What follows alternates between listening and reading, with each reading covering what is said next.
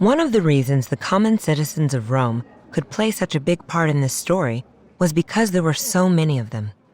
In the 100 years before Caesar, the population of Rome had exploded, reaching 1 million inhabitants. This made Rome the largest city the world had ever seen, and no other city in the world would get as big as ancient Rome for the next 1,000 years. Even the London area, at the time Shakespeare's play was first performed, had only 200,000 people. This incredible rise in Rome's population was due to a massive migration of farmers from the Italian countryside into the urban centers. Why were so many people coming to the city? For some of the same reasons that put populations on the move today: low-cost imports and the availability of cheap labor. Like all pre-industrial societies, the economy of the Roman Republic was primarily agricultural. And since bread accounted for 80% of the average Roman's diet, the mainstay of the economy was the single-family wheat farm. But when Rome's military power brought law and order to the Mediterranean, trade flourished, and low-cost grain began flooding into Italy from the Nile River Valley of Egypt. Soon, the city of Rome was importing 600 tons of wheat per day, 3/4 of its need for wheat. The Italian farmers who couldn't compete with the cheap imports went into debt and then had to sell their farms to wealthy businessmen.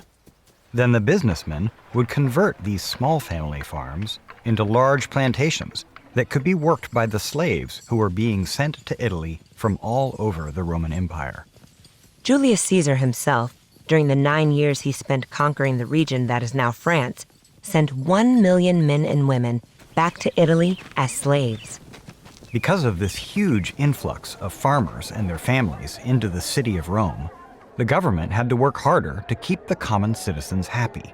With such a large population, there would be no way to control them if they decided to revolt. In addition to ensuring basic services, such as reliable water and food supplies, the government organized enormous entertainment events. Chariot races were held at the Circus Maximus, which could seat over 150,000 people. And politicians were learning that being popular with the people could be a significant source of power. When Pompey organized the games that would inaugurate his public building complex, they featured 500 lions, 400 panthers, 18 elephants, and, for the first time ever in Rome, a rhinoceros.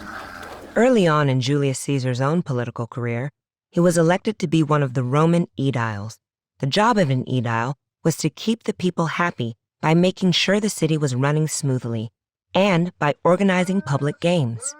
When he had the job as aedile, Julius Caesar made a name for himself among the plebeians by staging gladiator games with an unprecedented 320 pairs of fighters.